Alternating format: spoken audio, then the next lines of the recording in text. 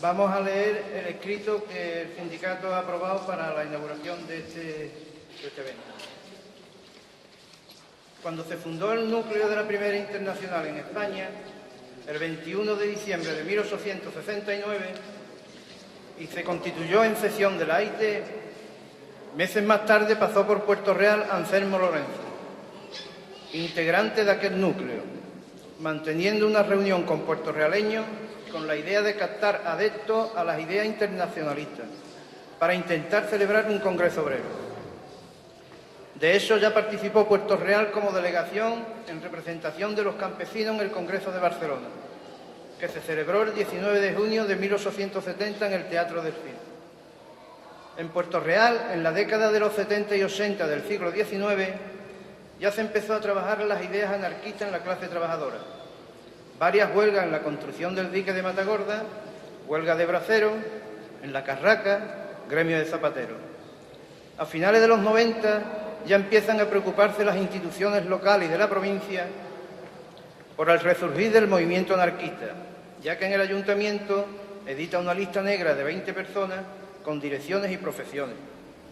Comienza el siglo XX en Puerto Real con la creación de muchas sociedades obreras de tendencia anarquista, como los cargadores, tibadores, panaderos, carboneros, salineros. En 1912 registra la Sociedad de Oficios Varios Fraternidad. Este mismo año visita nuestra ciudad Teresa Claramunt y Bonafulla para dar un mitin en el Teatro Principal, que no se celebró por su prohibición y además, siendo detenida, pasaron 8 días en la cárcel. En la primera década del siglo se constituye como sindicato CNT. Se sigue constituyendo sociedades y sindicatos, incluidos todos en el Sindicato de Oficios Varios. En marzo de 1911, huelga de mujeres en Puerto Real en apoyo de sus maridos en la huelga de carboneros, parando los establecimientos y arrojando piedras contra ellos, obligándolos a cerrar. Después, en 1919, huelga de mujeres para que se rebajen los precios de los artículos de primera necesidad. Concentración en la Plaza de Abastos, siendo detenidas 10 mujeres, y de ahí, años más tarde, resurgiría el grupo de Mujeres Libres. En la década de los 20, con muchas sociedades fundadas, sindicatos y en plena dictadura de Primo de Rivera, se clausuran e ilegalizan, siendo muchos los militantes detenidos y encarcelados. Alguna huelga en contra de la represión por parte de grupos de trabajadores y un poco más. En los años 30 resurge de nuevo el sindicato con mucha más fuerza, ya que vuelven los militantes y trabajadores a organizarse, reivindicando más procesos de lucha. De hecho, el más fuerte y el de más apoyo de los obreros fue la proclamación del comunismo libertario en Puerto Real, el 10 de diciembre de 1933, liderado por 3 de nuestros compañeros más significativos: Pedro Alarcón Guerrero, José Carrasco Pérez y Fernando Chacón, y que años más tarde fueron vilmente asesinados por el Cerdo del Pardo. En el año 1979 se legaliza de nuevo nuestro sindicato de oficios varios. Desde entonces hemos realizado múltiples actividades, tanto culturales como laborales, basándonos en nuestro principio ideológico, el anarcosindicalismo. Así, de esta forma lo exponemos para conocimiento de todos y para que quede constancia de los hechos. En esta exposición podrás visualizar parte de ellas, como los procesos de reconversión naval, contra la subida del IBI del 25%, conferencias, jornadas culturales, memoria histórica, etc., que están plasmadas en fotos, documentos, carteles y materiales diversos. La CNT se enorgullece por el trabajo incansable de sus militantes, de sus afiliados, simpatizantes y amigos, que con su asesoramiento y ayuda haya sido posible no solamente esta exposición, sino también que nuestra organización haya podido seguir luchando por la emancipación de los trabajadores, la cultura y la transformación social sin liberados y sin subvenciones. También hacer mención especial a nuestro querido José Luis García Rúa, que con sus 91 años no se ha querido perder este acto con su presencia, desplazándose desde Granada. José Luis es catedrático emérito de Filosofía en la Universidad de Granada, militante de CNT, fue secretario de la Regional Andaluza, de la CNT y de la AIT, director del periódico CNT. Desde muy joven padeció el exilio y los campos de concentración. Autor de numerosos libros y especialmente en uno de ellos, Reflexiones para la acción, en el tomo 1, cuando este pueblo estaba al completo en su lucha contra la reconversión naval en el año 1967, en su página 90 escribía los hechos siguientes. El caso de Puerto Real es un caso único de cohesión de intereses, voluntades y decisiones. Un pueblo levantado, un pueblo en pie de lucha que escupe encima de todos los enjuagues políticos y ataca o se defiende de la policía desde los balcones por el derecho al trabajo y a la dignidad. Puerto Real es por esto una luminaria, no solo para España, sino para Europa. Es un modelo de lucha y un modelo de finalidad contra el imperio del robot. Es por eso por lo que Puerto Real es hoy la esperanza de la clase obrera. Gracias, José Luis, por estas hermosas palabras. Si quieres decir algo, tiene la megafonía a tu disposición. Para nosotros será una satisfacción escuchar la voz de la persona más comprometida actualmente con el ideal anarcosindicalista.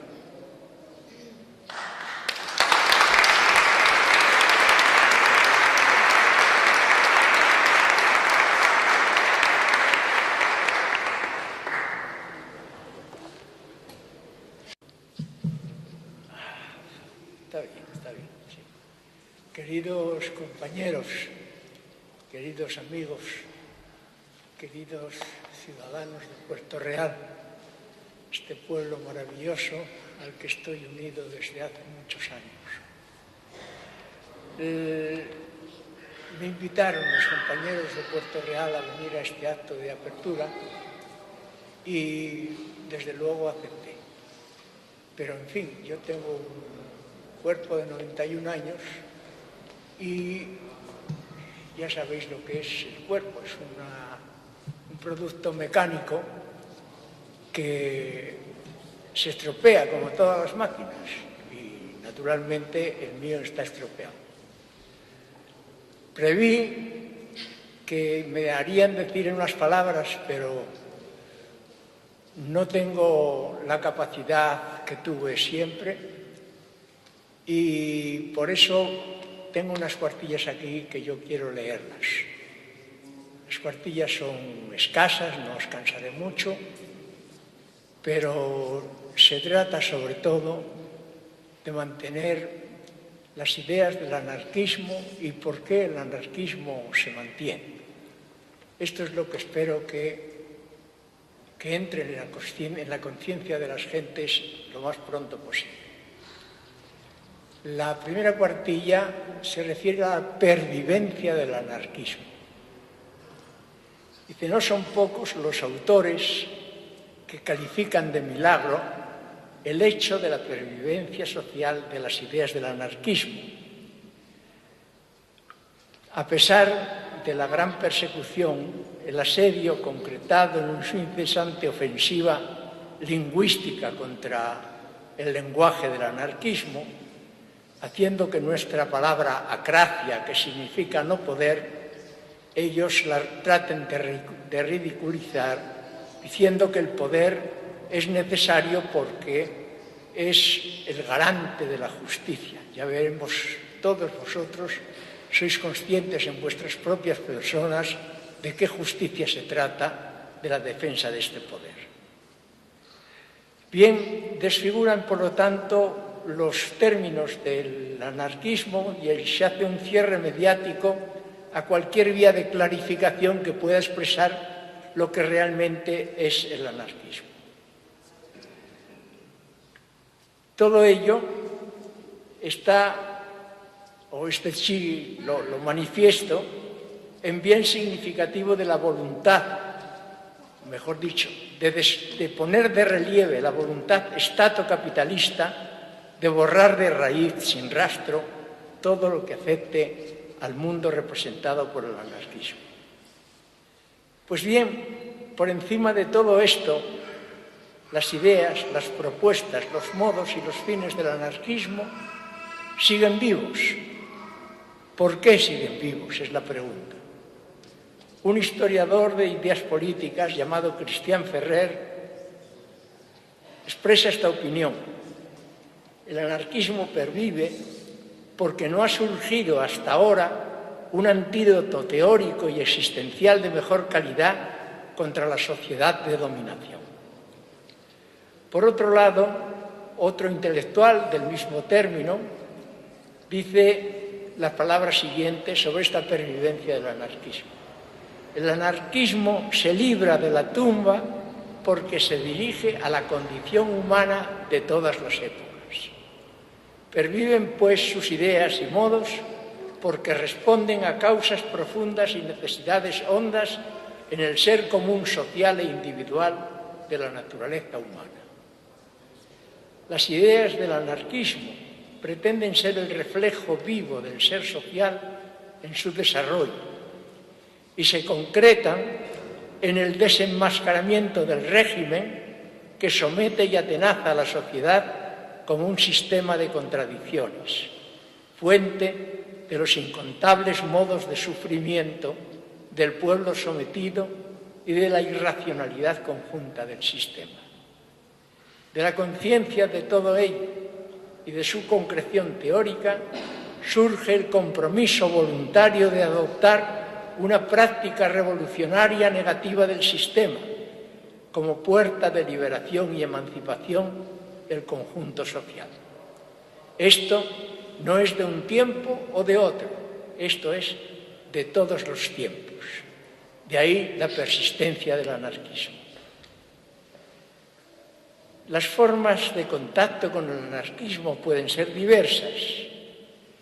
De esta suscripción o contacto superficial o a medias o con los imperativos del anarquismo pueden derivarse consecuencias negativas, porque tal toma de interés pueda coincidir con otros imperativos individuales que contradigan tales adopciones. Al contrario, si los contactos son seriamente hechos al rango de cierto compromiso interno, el anarquismo es semilla que crece imperativamente dentro de uno mismo porque su propia lógica interna así lo determina. Estos determinantes son también los que externamente hacen crecer imperativamente el anarquismo como idea, en lo que no puede dejar de afectar a la sociedad y a su cambio permanente. Ese modo de ser pensante, actuante y creciente preserva al anarquismo de toda forma de estatismo. Si el anarquismo, en el sentido de imperativo de búsqueda de las esencias del vivir, es luz y vida, se deriva de ello que el anarquismo es progreso humano, aunque no necesariamente en el sentido productivo del término. Pero si junto a ello y dentro del imperativo de libertad para todos, ese imperativo se acompaña de una ética de bien, eso mismo es lo que determina las concretas características positivas de ese progreso que el anarquismo promueve. La juventud y el anarquismo. Me refiero en este caso al movimiento 15M y la esperanza que pudo haber resultado o que puede representar, pero que no está acabado todavía. En la medida en que el individuo se va desprendiendo cada vez más de intereses exclusivamente personales y se va acercando siempre más y más al ser común y a la idea, los postulados y modos del anarquismo van adquiriendo en él una creciente cabida. Esto ocurre en toda clase de individuos en los que se den los presupuestos arriba mencionados. Pero si estos presupuestos se dieran en coexistencia con otras ataduras de intereses exclusiva o preponderantemente personales, entonces las inspiraciones del anarquismo se van dando solo o principalmente en forma de ráfagas intermitentes y se origina una lucha, una tensión interna de la que pueden derivarse muchas cosas. El hecho de que la juventud en general, más en el capitalismo moderno y mucho más aún en la situación española, esté menos contaminada y mediatizada por intereses conservativos, la hace más propicia a la recepción de los modos directos y más radicales del anarquismo. El fenómeno mismo del 15M y la fuerza de sus éxitos iniciales, así como su metodología de acción directa, horizontal, asamblearia, apolítica, con rechazo de cualquier forma de divismo y de vanguardias preconcebidas, dan clara muestra de las fuentes de su inspiración. Incide, sin embargo, el carácter vario del movimiento y el hecho de que gente sin formación ideológica, sin ideas ni perspectivas políticas, es de hecho fuertemente atraída por la metodología externa de participación y apertura, pero su ingenuidad y carencia de experiencia en las luchas político-sociales hace que pueda ser llevada de comparsa mecánica al seguidismo de conclusiones tortuosamente tomadas, pues a la vista está la serie de fuerzas interesadas que cercan y pesan sobre este movimiento a fin de convertirlo en una pieza auxiliar suya en beneficio del sistema, de este sistema o de otro semejante. Por otro lado, un intelectual polaco de nombre Zygmunt Bauman, muy dentro a lo que parece de lo que puede ser el pensamiento político correcto, vaticina también la autodisolución del movimiento juvenil por ser un movimiento carente de ideas y de carácter fundamentalmente emocional. Las circunstancias en que se produce el movimiento no pueden por menos de darle ciertamente un carácter fuertemente emocional. Sin embargo, debiera Bauman de ser más prudente en sacar del hecho consecuencias autodisolutorias. Debiera, por ejemplo, no dejar de tener en cuenta que ningún movimiento de real alcance histórico se produjo nunca si no fuere acompañado o promovido por la furia, el empuje y la energía disparada que conlleva el movimiento emocional, ya que las ideas, por sí solas y por su mismo carácter, nunca han producido movimiento ninguno de real alcance histórico. Da Bauman la impresión de ignorar que la emoción lleva necesariamente al movimiento y que éste no puede dejar de conducir a la conciencia de su propia debilidad en la propia marcha sin la visión teórica y la reflexión estratégico-táctica de la idea revolucionaria. Esto es lo que este movimiento debe buscar. Vamos a ver. A nosotros no nos cabe duda de que el movimiento o los movimientos del tipo 15M que se produzcan no pueden dejar de terminar buscando aperturas más amplias y contactos más directos con el mundo libertario organizado. Lo que por otro lado estimo es que no debe faltar nunca el concurso necesario de las organizaciones libertarias a los movimientos radicales de base popular para informarlos y para fortalecerlos. Hay en este acercamiento al anarquismo, la visión de él, un peligro de integración. Partimos de que el capitalismo es un sistema de contradicciones y lo es porque el mantenimiento de la contradicción es el mantenimiento del sistema. También hay que partir de que el capitalismo no es conscientemente suicida. Las tareas del riesgo que emprende, las emprende por creer disponer de sus correspondientes fórmulas de salida. Sortea sistemáticamente por integración los diversos inconvenientes que le van apareciendo. Está obligado, por eso, a ser el régimen de las 1000 caras. No rechaza la evolución, al contrario, la busca porque es su vida de seguir siendo capitalismo.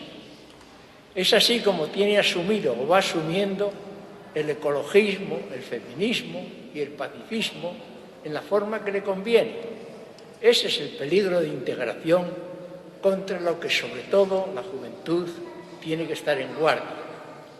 Se sabe, por ejemplo, que la atmósfera ya no puede sostener sin graves alteraciones más de 2.000 millones de toneladas anuales de carbono.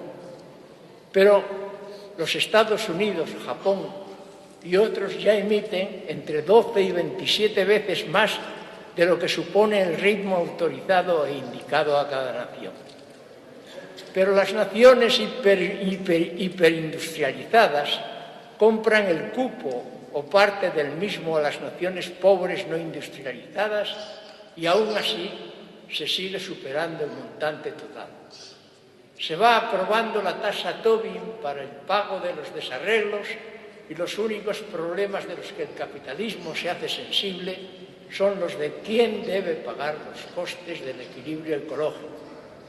Los verdes son ya un hecho real en la política capitalista y el recurso por parte del Estado a los consejos y aprobaciones de los ecologistas más radicales aparece siempre que se les requiere.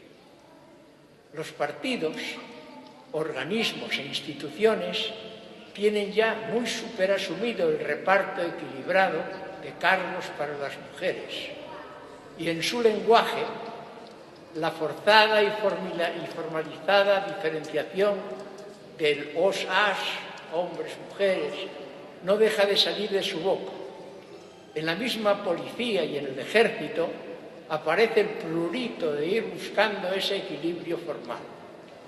Su tratamiento en el campo del trabajo tropieza con intereses directos del capitalismo y ahí se cuida mucho de que no aparezca la cosa como una explotación de sexo, aún a costa de que se muestre como una superexplotación económica.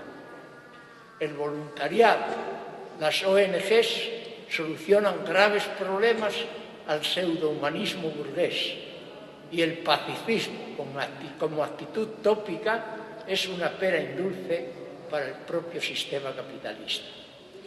El gran peligro de todas las doctrinas revolucionarias de todos los tiempos fue siempre el poder de integración del sistema imperante.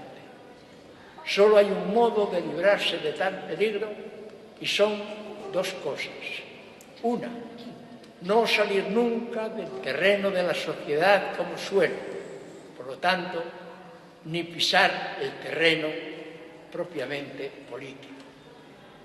Otra, no perder nunca el sentido de rivalidad y antagonismo con el Estado, pues ello es fuente alimentaria de la conciencia de clase. La conciencia de clase nace, pues, de esa misma lucha que se produce entre los dos. De manera que del Estado no hay que tener ni la sombra, ni rozarlo como área interna de acción.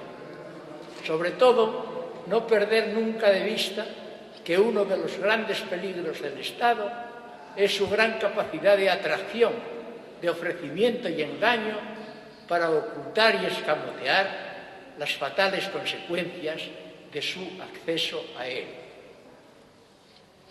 Otros graves peligros de integración. Como ya se ha dicho, las ideas y los modos del anarquismo perviven porque todas responden a causas profundas y necesidades hondas en el ser social e individual de la naturaleza humana. En época de crisis, sobre todo, muchos o bastantes elementos de las clases medias se hacen eco de la razón de esas pervivencias.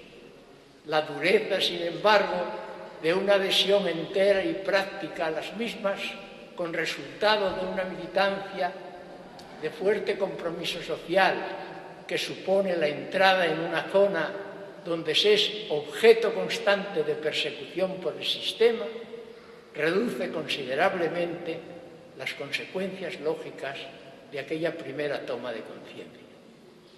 En este trance de reticencia, los concernidos y las clases medias son ayudados, además, por los escrúpulos y dudas que normalmente sobrevienen a una falta de convencimiento entero y pleno, lo que con frecuencia da lugar a una forma blanda de adhesión en el terreno de las ideas.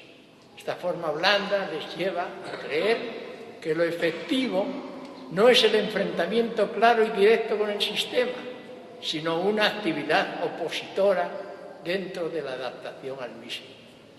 Y sin dejar de creer que ese puede ser el camino para un real cambio, parecen imbuirse de un cierto espíritu libertario con el que no dejan de tratar de influir en la situación política reinante, lo cual se trata de un caso claramente de integración.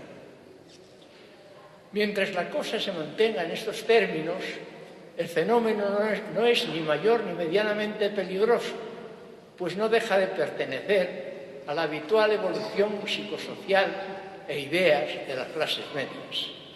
Lo verdaderamente peligroso, en su caso, es el paso a su autocalificación como sostenedores de líneas anarquistas, dando con ello lugar al consecuente confusionismo social y a la puesta en escena de una desfiguración de esas ideas anarquistas, a las que se le hace servir de encubridoras de un imperativo de práctica criptopolítica, como es el caso de algunos anarquismos, entre comillas, americanos procedentes o con vigencia en los Estados Unidos. Afortunadamente, en este terreno, ya Bakunin dio pistas adecuadas para la preservación de ideas y movimientos, cuando el espíritu de Marx y Engels propuso a la AIT, a la Asociación Internacional de Trabajadores antigua, el cambio de estatutos para participar en la vida parlamentaria de la burguesía. Su argumento era de que desde dentro debilitarían mejor el sistema hasta destruirlo. Bakunin, con una previsión clarísima, les contestó: con esa práctica no debilitaréis nunca, ni mucho menos destruiréis al capitalismo. Muy al contrario, lo que haréis será superfortalecer. La historia, no cabe duda, le dio la razón a Bakunin.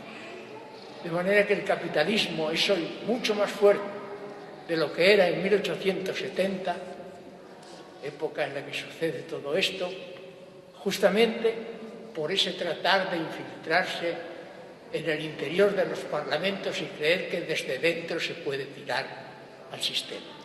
El sistema hay que enfrentarlo de fuera, porque en cuanto tratas de integrar, de meterte dentro de él, el sistema te absorbe, el sistema te configura la mente y el sistema simplemente se apodera de ti. Compañeros,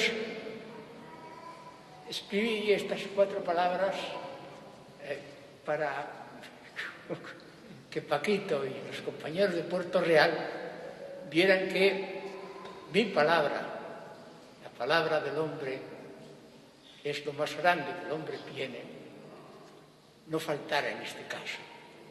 Pero yo tengo que deciros que confío plenamente en la Confederación Nacional del Trabajo de Puerto Real, porque la he visto siempre dispuesta, abierta, inteligente, honrada, valientemente enfrentada al sistema, y espero que así siga siendo por siempre. Salud, compañeros.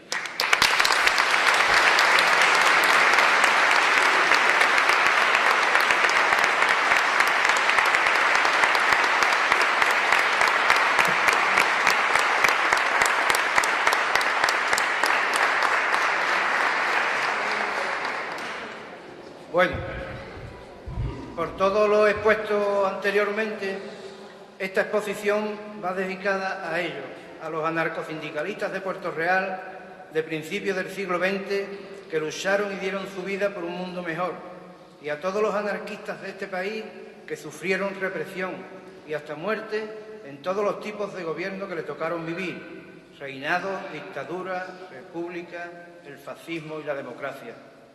No podemos olvidar también en este homenaje a 3 de nuestros compañeros que le hubieran gustado estar aquí participando con nosotros en este homenaje.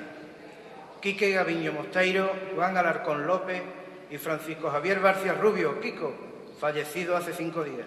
Desde aquí un recuerdo para ellos y siempre estaréis en nuestros corazones. Salud, anarquía y revolución social.